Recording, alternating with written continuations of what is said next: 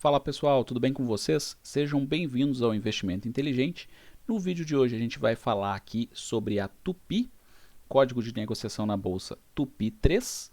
E se você gosta desse tipo de assunto, saiba que aqui no Investimento Inteligente eu faço vídeos diários como esse, então não perca tempo e já se inscreva no canal, aperte nesse botãozinho vermelho que tem aí embaixo para não perder vídeos diários como esse. Então, sem mais enrolação, vamos para o vídeo falar sobre a Tupi. A Tupi é uma indústria, né, é uma empresa fundada em 1938, então uma empresa aí bem tradicional já, foi fundada em Santa Catarina, tem 11 mil empregados, exporta mais de 80% da sua produção e o grande foco da Tupi, o objetivo da Tupi é produzir componentes desenvolvidos sob encomenda para o setor automotivo.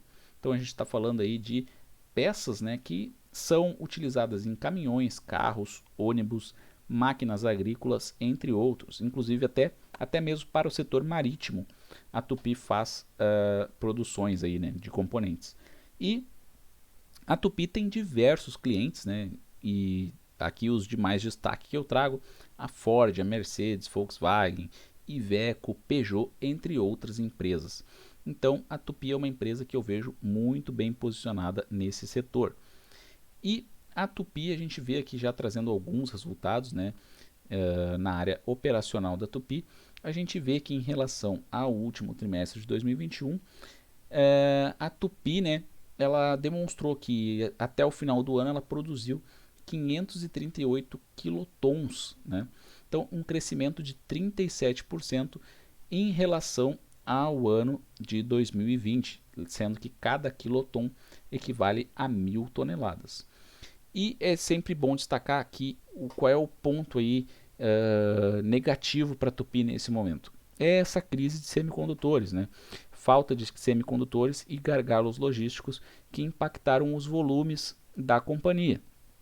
Mas então a gente vê que, mesmo com essa crise, né, que impactou os volumes da companhia, a gente vê que a companhia conseguiu crescer aí no seu volume de produção 37% em relação ao ano de 2020. Aqui eu trago uma notícia sobre a crise dos semicondutores da CNN Brasil, que justamente fala sobre essa crise, né, dizendo que essa crise afeta 70% das indústrias eletroeletrônicas do país. E essa crise de semicondutores afetou, né, diretamente o setor automotivo. Como o foco da Tupi é justamente a venda de componentes, né, para esse setor, então ela também sofre muito com isso, né? E justamente por conta dessa crise que a gente vê aí fila de espera para carro 0 km e valorização, né, dos carros, dos veículos seminovos.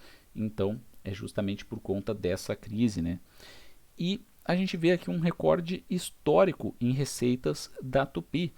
Então a Tupi registrou mais de 7 bilhões de reais em 2021, né, em receitas, maior valor da história da companhia e um crescimento aí de 66% em relação ao ano de 2020. Então, um resultado bem interessante. Então, um valor bem interessante, um recorde histórico que foi batido, né?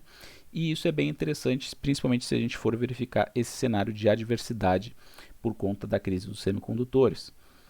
Aqui alguns indicadores aí, o ROIC, né? A gente vê que o ROIC da companhia aumentou, ele subiu para 10,6%, que é justamente o retorno sobre o capital investido. Em 2019, esse ROIC era de 8,3% e foi para 10,6% em 2021. Realmente a melhor base de comparação aqui nesse sentido é 2019 para 2021, porque 2020 foi um ano muito difícil, muito atípico, com muitas medidas de restrição impostas por conta aí do combate à Covid. Então a gente viu o isolamento social, lockdown, tudo isso impactou muito, né?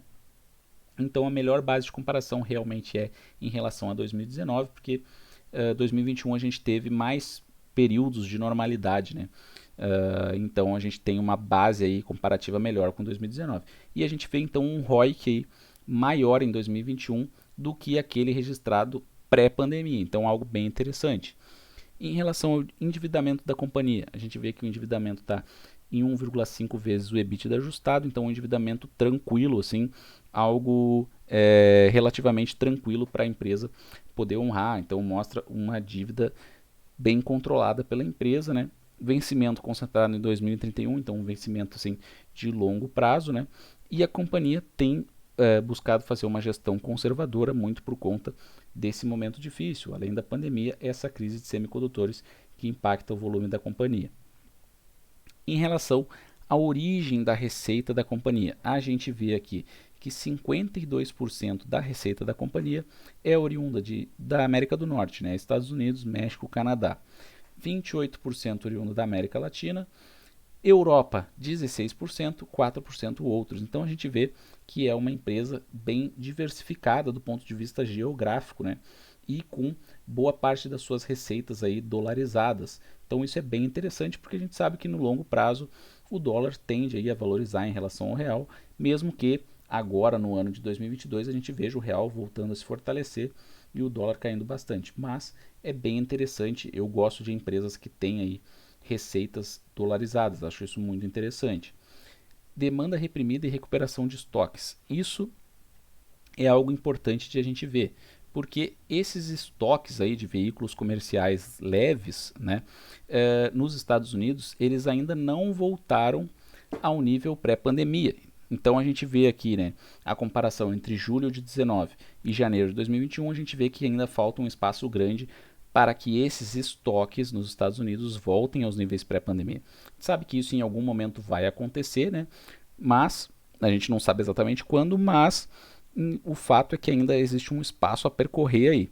E se a gente verificar então de novo, né, que 52% das receitas da Tupi vem de Estados Unidos, México e Canadá, sendo que existe um espaço ainda para crescimento para que se volte ao nível pré-pandemia, então eu vejo aí que existe um espaço de crescimento para a Tupi, né, nesse prazo aí que se espera, né, nesse período próximo que se espera que esses veículos, então esse estoque volte aos níveis pré-pandemia. Aqui no custo por produto vendido, a gente vê que existe uma situação delicada para a Tupi, porque a gente vê que 58% aí do custo por produto vendido, né, no quarto trimestre de 2021 é da matéria-prima, né? E a gente vê que esses materiais aí, na comparação entre quarto trimestre de 2020 e quarto trimestre de 2021, subiram 83%. Mão de obra, que representa 22% do CPV da Tupi, subiu 52%, né? Materiais de manutenção, que representa 8% do CPV, subiu 41%. Então, uma subida muito grande mesmo, muito forte, algo mais delicado para a Tupi nesses próximos trimestres aí, né? É algo que não deve se estabilizar tão cedo, né? Então a gente vê um aumento muito grande mesmo. Boa parte do CPV aí da Tupi é composta, né, justamente por materiais, mão de obra e materiais de manutenção e terceiros, e estes custos aumentaram de forma significativa. Materiais 83%, é muita coisa. Aqui em lucro líquido e margem líquida, a gente vê que a margem líquida da Tupi é baixa, né? Então isso com certeza foi muito impactado justamente pelo aumento aí do CPV. Então a gente vê ali a margem de 3% no quarto trimestre de 2021. Aqui nos investimentos da Tupi, a gente vê, isso é bem interessante. A Tupi faz muitos investimentos, tem feito muitos investimentos. De 2020 para 2021, né, houve um aumento aí de 194% nos investimentos. E claro, eu acho que isso tem dois fatores, na verdade, que influenciam nisso. O primeiro, que a Tupi está fazendo investimentos, né, visando longo prazo. E o outro ponto é que 2020 não foi um ano de investimentos mesmo, né? Era um ano de muita incerteza, de que não se sabia, né, por quanto tempo que essa pandemia iria perdurar. Então a gente vê que é um ano que realmente as empresas seguraram um pouco, né, o caixa, e 2021 já é um ano já mais de retomada da normalidade, então voltando a fazer investimentos. Então são dois fatores que influenciam, né? 2021 a empresa fazendo investimentos pesados e 2020 um ano que todo mundo segurou, né? E aqui a gente vê a área de pesquisa e desenvolvimento da Tupi, que eu acho bem interessante. A gente vê iniciativas de pesquisa e desenvolvimento na questão de reciclagem de baterias, porque a implementação de carros elétricos, essa transição ela está acontecendo, né, e vai acontecer de forma mais acelerada nos próximos anos. Novas ligas, materiais, geometrias, projetos na área de biocombustíveis e geração de energia, inovação e transformação digital também, sendo, né, aceleradora de startups. Tem 3 startups em aceleração e um portal de inovação, né? Então a gente vê que é uma empresa bastante focada em investimentos e no longo prazo, visando então, né, uma cultura inovadora, visando desenvolver novos produtos, né, e novas tecnologias. E uma situação aqui que ficou bem conhecida aí no último mês, né, que a Tupy anunciou uma parceria com a BMW e elas vão então juntas desenvolver um novo processo de reciclagem de baterias dos carros elétricos. Então isso aí é algo bem interessante, a gente vê que é algo bem disruptivo mesmo, algo relacionado a novas tecnologias e que no longo prazo pode dar um resultado bem interessante para a Tupy. Alguns indicadores da Tupy: dividend yield de 2,55% nos últimos 12 meses, um PL de 12, vamos considerar assim, a gente pode arredondar, né? Está sendo negociada abaixo do seu valor patrimonial, então está aí com um certo desconto, né? PVP de 0,89. Dívida líquida e EBITDA aqui no Status Invest está 1,6, que é bom, né? Ali a companhia divulgou 1,5, então está uma dívida bem controlada, muito bom. Liquidez corrente de 1,92, então empresa uma boa geradora de caixa, pode cumprir tranquilamente suas obrigações de curto prazo.